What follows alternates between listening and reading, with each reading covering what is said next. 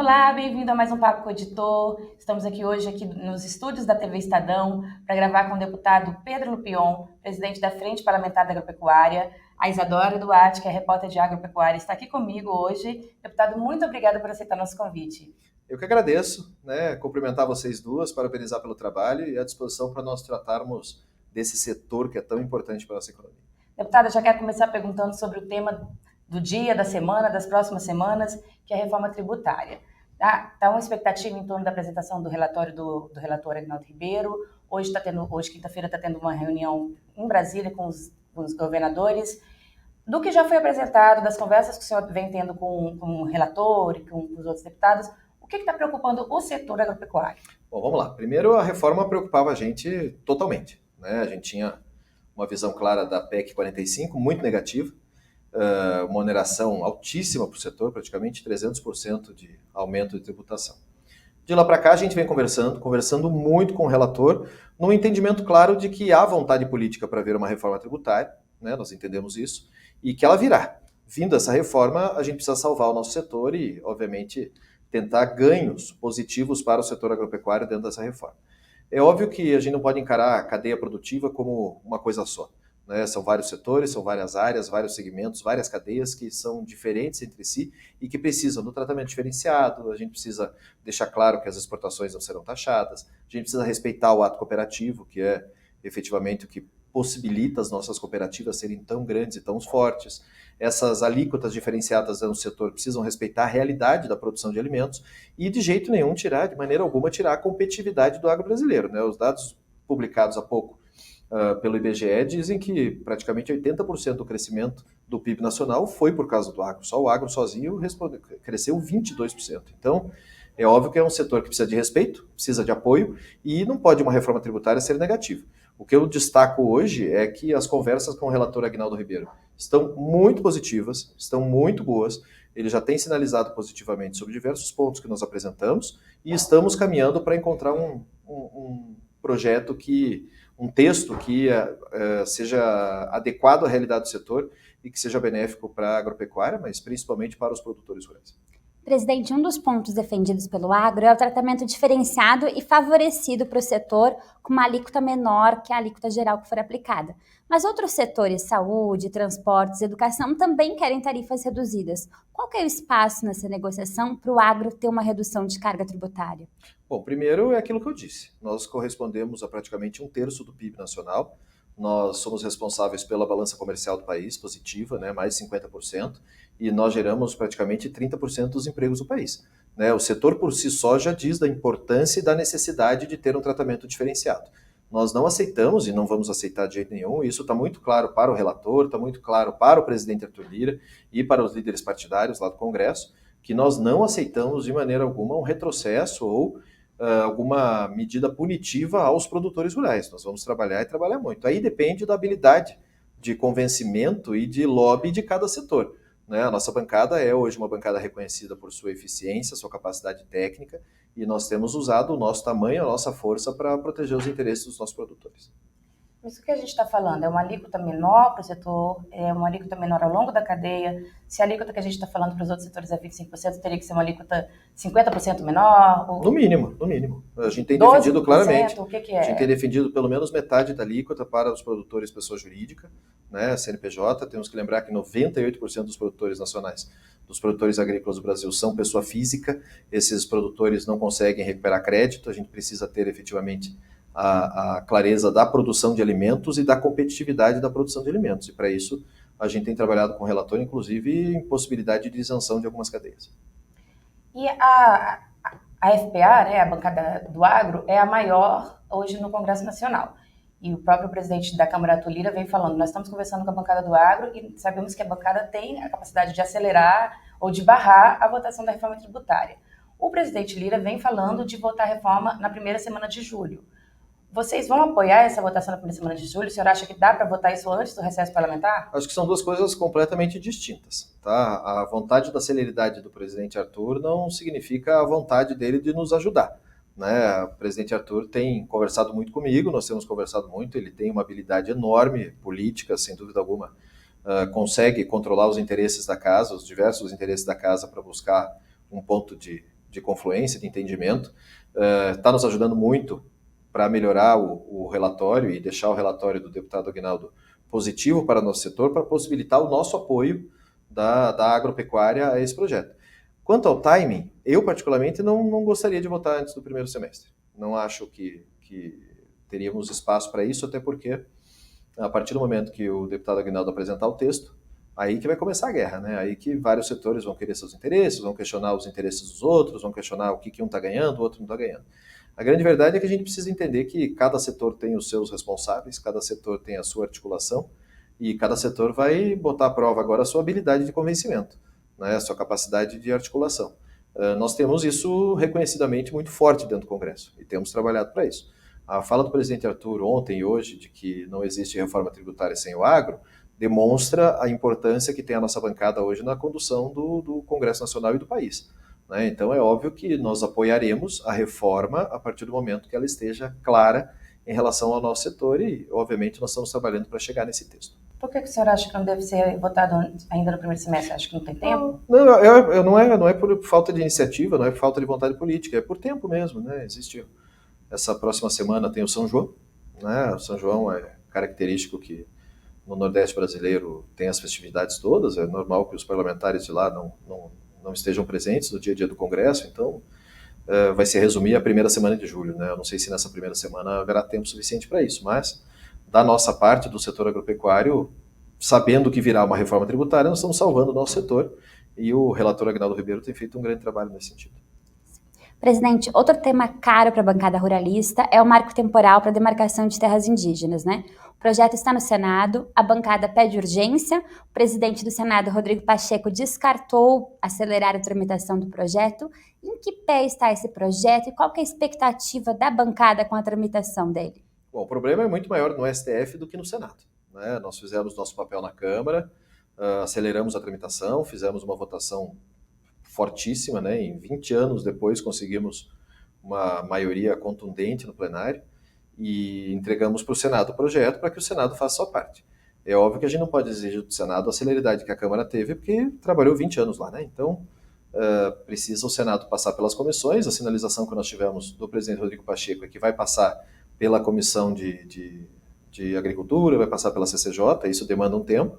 Mas, enquanto isso, o julgamento está andando, né? Foram 90 dias de prazo do pedido de vistas do ministro André Mendonça, e para isso a gente precisa acelerar também.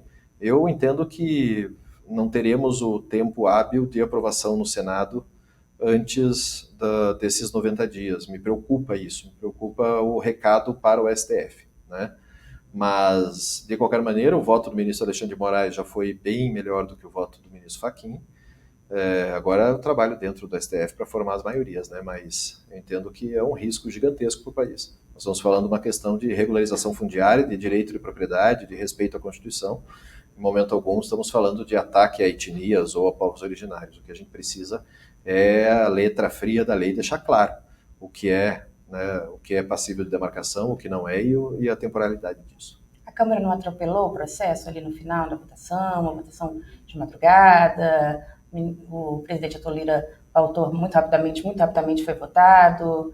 Eu não posso concordar isso com você, porque nós aprovamos, ele ficou 20 anos tramitando, né? O deputado que é o autor, Homero Pereira, nem está mais entre nós, né? Foi presidente da bancada, inclusive, mas já faleceu, infelizmente. Nós aprovamos a CCJ em 2020, então, assim, eu não vejo assodamento nenhum, né? Um projeto que está extremamente maduro para ser votado, e tanto que tivemos apoio da maioria dos líderes e botamos 311 votos na urgência. Outro projeto que está no Senado também é o dos defensivos, né? Projeto também que no próprio governo não tem um acordo, o Ministério da Agricultura concorda com o projeto, o Ministério do Meio Ambiente e o Ministério do Desenvolvimento Agrário é contra. Vai ser mais um embate entre a bancada do agro e o governo? Eu não falo que é um embate entre o governo, porque o governo tem interesse, né? O próprio ministro Favro tem trabalhado fortemente apoiando esse projeto. É um projeto de modernização, é um projeto de possibilitar o acesso a moléculas mais modernas, que deixam menos resíduos, que são menos danosos ao ambiente e à saúde, ou seja, é um avanço para o setor importante. Nossos concorrentes maiores, aí, como Estados Unidos, a União Europeia principalmente, já usam essas moléculas, esses produtos, 10, 15 anos antes da gente poder registrá-los. Então precisa modernizar o setor. Isso está claro, está muito claro, isso inclusive no Senado. A ministra Tereza Cristina é quem tem feito essa condução dentro do Senado, com o senador Zequinha Marinho, que é o nosso vice-presidente lá. Eles têm trabalhado, hoje está com o senador Contarato, o entendimento desse projeto, estão trabalhando nesse texto e eu vejo que com bons olhos aí a possibilidade da gente aprová-lo. É óbvio que a partir do momento que a ideologia tome conta do debate, a gente não consegue avançar em absolutamente nada. A gente tem que deixar no plano técnico as conversas. Presidente, nesse ponto, a relação do agro com o governo está totalmente apaziguada? O presidente Lula foi à Bahia Farm Show, né, a Feira de Negócios Agrícolas no oeste da Bahia. O ministro do Desenvolvimento Agrário foi à FPA nessa semana. As tão faladas pontes foram reconstruídas ou o que ainda falta para essa reconstrução? Veja, a gente tem que separar muito o que é a bancada, né, a frente parlamentar da agropecuária e o que é a bancada ruralista. Né? A bancada ruralista é composta dos deputados ideologicamente alinhados e tal. A frente parlamentar da agropecuária é um conjunto pluripartidário de parlamentares de vários partidos, de várias ideologias, de várias tendências que têm interesse em proteger e defender os interesses da produção agrícola nacional. Então, é óbvio que ideologicamente, se você perguntar para mim a minha posição pessoal, eu sou de oposição ao governo. Mas eu tenho que ter a responsabilidade institucional, como presidente da maior frente do Congresso, de construir as tais faladas pontes, né? Existem pontes hoje, o Fávaro é uma importante ponte, o presidente Alckmin é uma importante ponte, tem trabalhado junto conosco nisso. Nós temos conseguido diálogo muito bom com diversos ministros, agora é óbvio, tem muitos pontos que são defendidos por esse governo que a gente não tem como concordar, né? Tentando ao máximo deixar a nossa discussão no plano técnico, pular um pouco, fugir um pouco dessa questão da ideologia, né, ou fugir totalmente da questão ideológica, mas tem muitos pontos ali de atitudes do governo ou do partido do presidente que a gente não concorda e não vai concordar nunca, e vamos sempre estar nesse embate. Né? Essa participação, por exemplo, do MST no governo, ter cargos nomeados, pessoas participando, inclusive do conselho, viajando junto com o presidente, isso tudo a gente nunca vai aceitar. Né? Mas a gente entende que precisa apoiar o setor, e o governo é uma parte super importante disso, nesse momento principalmente, né, a elaboração de plano safra, a gente precisa estar próximo do governo para isso, e cabe a mim e aos meus membros lá, o meu pessoal da diretoria principalmente, trabalhar nessa ponte para ter acesso aos gabinetes lá da esplanada dos ministérios e um bom diálogo, que eu acho que isso é o mais importante, é conseguir conversar, conseguir dialogar, mostrar o nosso ponto de vista e buscar convergências.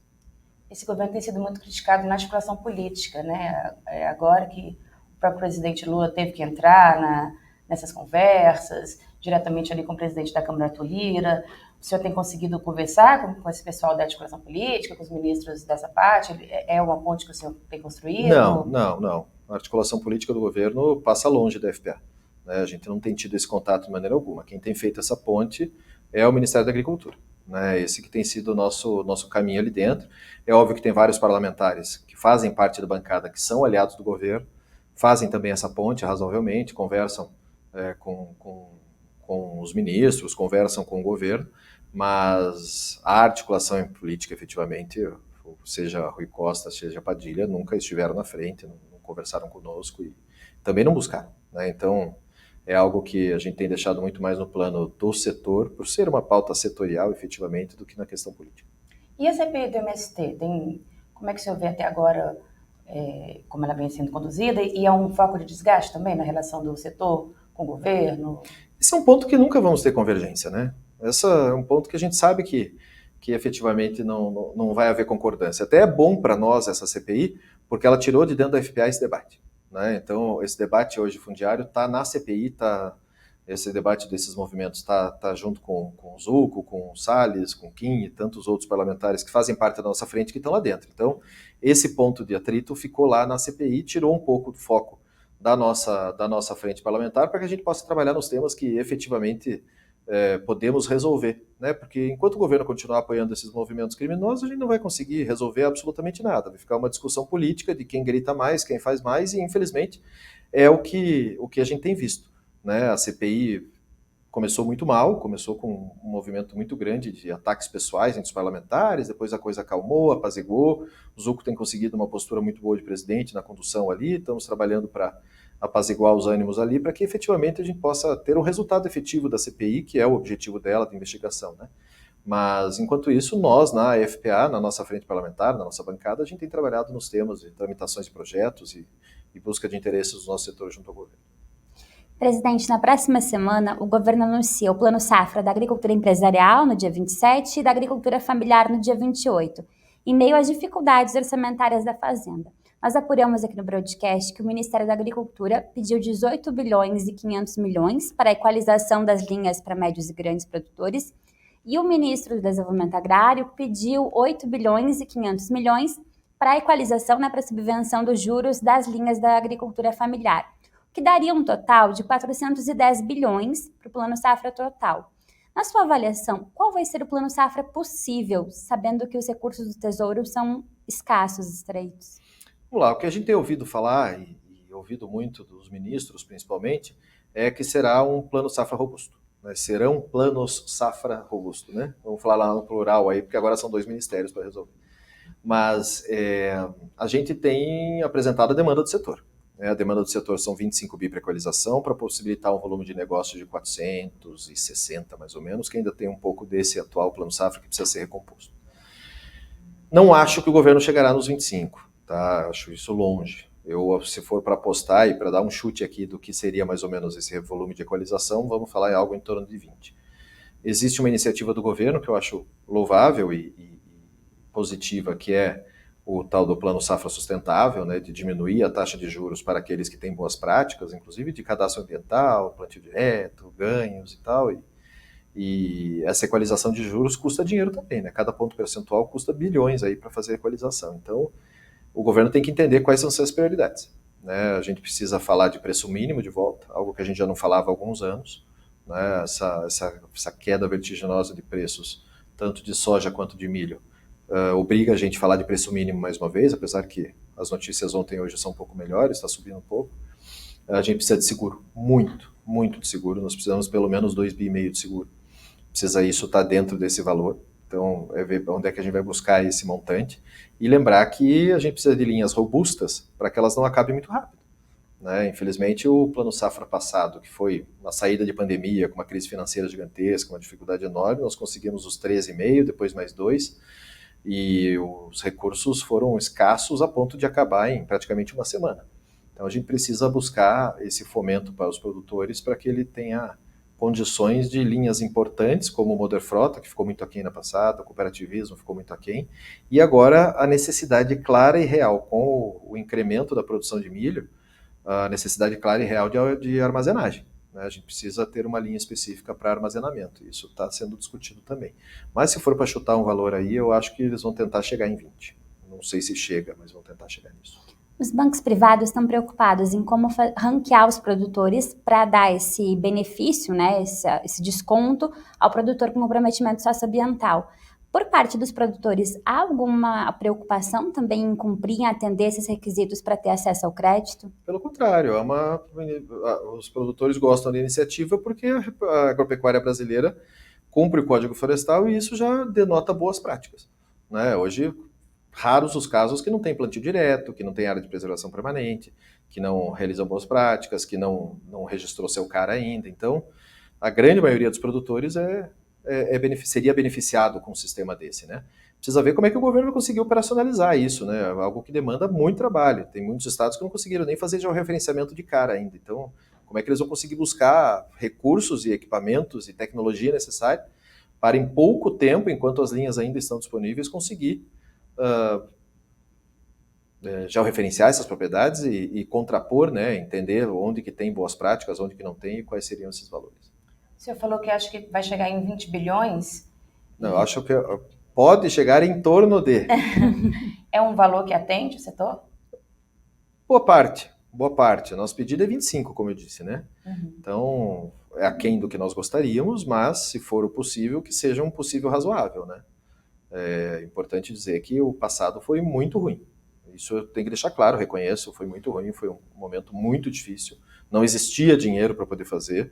Lembrar que no governo passado havia respeito ao teto de gastos, ou seja, a gente tinha uma dificuldade enorme de conseguir avançar no orçamento. Mais ou menos, né, deputado? Então, não, mas tinha a legislação, né? Estou falando da legislação, né? Sendo claro, mudada. Estou falando assim, vamos falar da legislação antes do novo arcabouço. Então, vamos lá.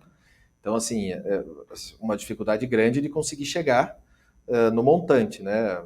Um entendimento claro do pessoal que estava na economia à época sobre economia liberal, uma falta de compreensão do que era a necessidade do Plano Safra. E o Plano Safra tem que cumprir o seu objetivo, a gente tem dito muito isso. o pequeno e o médio que tem que conseguir acessar crédito subsidiado, né?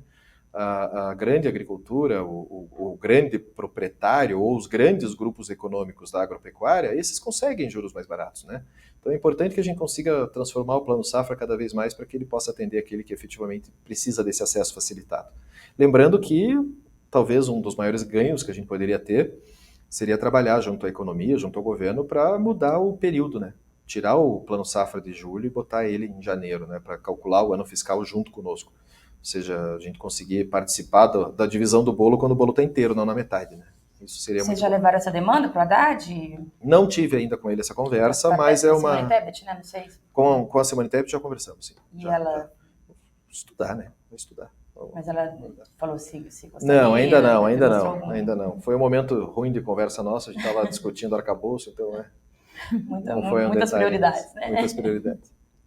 E por que o senhor acha que o governo anterior, que tinha um apoio do agro, né, que tinha uma proximidade maior com o setor, tinha essa dificuldade de financeira, né, em relação ao plano agro? Eu acho que não era nem uma questão de dificuldade financeira, era uma questão ideológica mesmo, era uma questão de entender que o Estado tem que ser mínimo, que não precisa ter intervenção econômica. O ministro Paulo Guedes tinha uma dificuldade grande de entender que Plano Safra, no nosso ver, não é subsídio, ele sempre entendeu como subsídio. Então, é uma questão ideológica mesmo, uma questão de escola de formação política e econômica.